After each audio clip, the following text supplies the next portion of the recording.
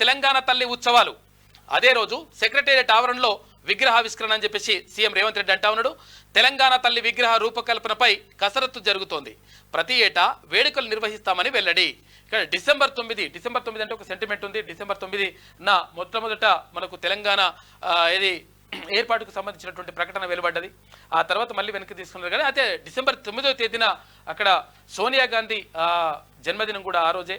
అయితే మరి తెలంగాణ తల్లి విగ్రహ రూపకల్పన చేసి తర్వాత వాళ్ళ ఆ రోజు ఆవిష్కరించాలని చెప్పేసి ఉత్సవాలు జరపాలని చెప్పేసి రాష్ట్ర ప్రభుత్వం భావిస్తూ ఉంది.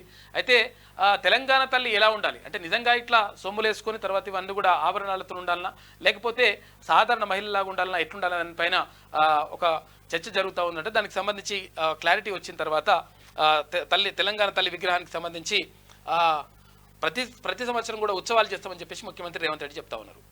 ఇక డిసెంబర్ 9 తెలంగాణ తల్లి ఉత్సవాలు అదే రోజు సెక్రటేరియట్ ఆవరణలో విగ్రహావిష్కరణ అని చెప్పేసి సీఎం రేవంత్ రెడ్డి అంటా ఉన్నాడు. తెలంగాణ తల్లి విగ్రహ రూపకల్పనపై కసరత్తు జరుగుతోంది. ప్రతి ఏటా వేడుకలు నిర్వహిస్తామని వెల్లడి. ఇక్కడ డిసెంబర్ 9 అంటే ఒక సెంటిమెంట్ ఉంది. డిసెంబర్ 9 మొట్టమొదట మనకు తెలంగాణ ఏర్పాటుకు సంబంధించినటువంటి ప్రకటన వెలువడ్డది.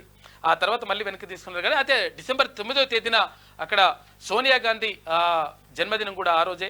అయితే మరి తెలంగాణ తల్లి విగ్రహ రూపకల్పన చేసి తర్వాత వాళ్ళ ఆ రోజు ఆవిష్కరించాలని చెప్పేసి ఉత్సవాలు జరపాలని చెప్పేసి రాష్ట్ర ప్రభుత్వం భావిస్తూ ఉంది.